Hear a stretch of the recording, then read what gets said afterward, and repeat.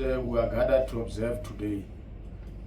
As the General said, the issue of policing can be better if it is driven by data.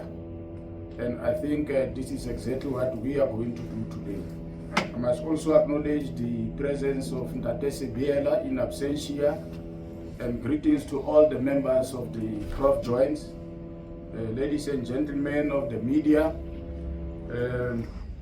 I must just say, by underscoring the fact that justice would not be served until those who are affected are as outrageous as those who are.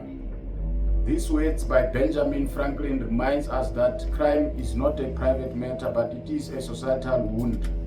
And when one community bleeds, the entire province feels the pain. That is why the Free State Provincial Crime Prevention Strategy exists, so that crime prevention does not happen in fragments, but through an integrated, focused approach that draws on the resources of all government agencies and the civil society in general. The strategy's primary goal is that every person in the Free State must be and feel safe. And to deliver that goal, the strategy is designed to reduce overall crime, reduce GBV and femicide, strengthen rural safety and border security, and invest in youth development to counter gangsterism and related social harms. I think General Mudise has given you the glimpse of the areas where we are doing well and where we still need to improve. Our approach is increasingly data-driven. In the province's own analysis of South African Police Service crime statistics for the previous financial year, we have seen that there was conduct crimes rose by 1.1%, and I think the picture is a bit different now. Sexual offenses increased and attempted murders cases increased, while trio crimes declined by 3%.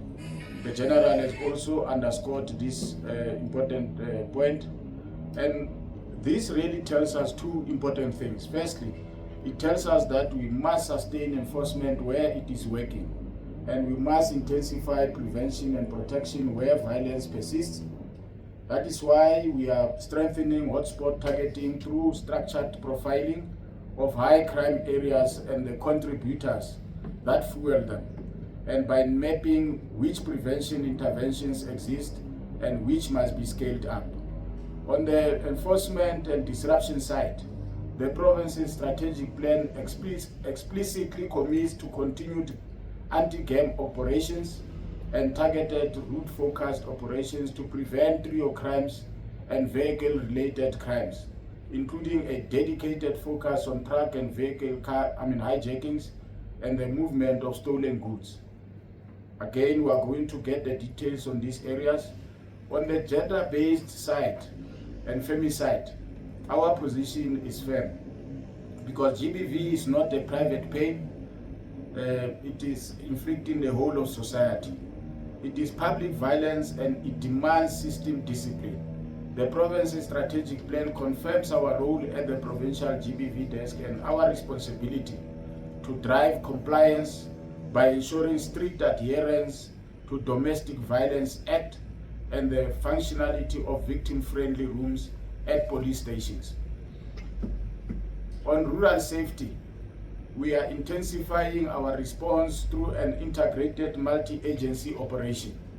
In the previous financial year, we conducted a 2-day rural safety operation in Tabansu with Home Affairs, Labor, policing partners and traditional leadership, specifically targeting rural threats like murder, stock theft, and undocumented individuals that often intersect with exploitation and criminal networks.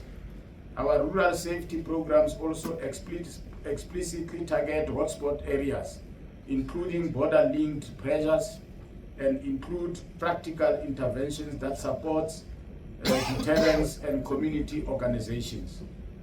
On youth prevention and school safety, we are intervening where crime often begins.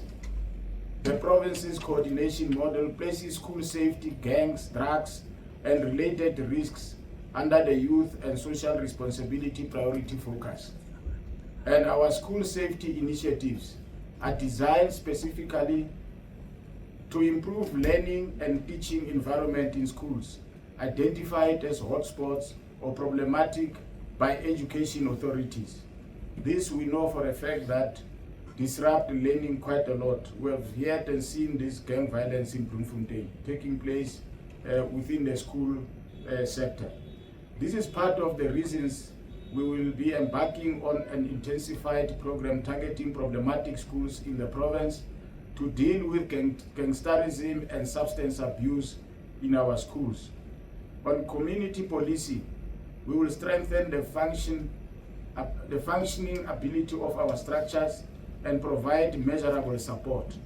Our provincial plan sets out concrete monitoring and strengthening of policing community structures, including assessing 111 CPFs for functionality and assessing community safety forums across the province, alongside training and functionality assessments for key community safety formations. The provincial crime prevention strategy is rooted in accountability, not ceremony. The strategy is designed to draw on resources of all government agencies as well as civil society. And our current planning emphasizes that we have a multi-stakeholder collaboration informed by crime statistics and pattern analysis. That is why I'm calling on all community-based safety forums to work with our community policing forums and our law enforcement agencies. We all know in every community who is selling illegal substances. We all know who is distributing counterfeit alcohol. We already know who terrorizes women and children. We are aware who carries out heinous crimes, and all these criminals survive hand of the law through our silence. Hence the call that all involved in our communities need to come together in a collaborative manner. The time for looking away is over. Let's join hands not only to prop up our law enforcement agencies, but to be responsible for looking out for our own communities. Safety is not the sole responsibility of the police. It is a shared responsibility. It is a collective moral obligation.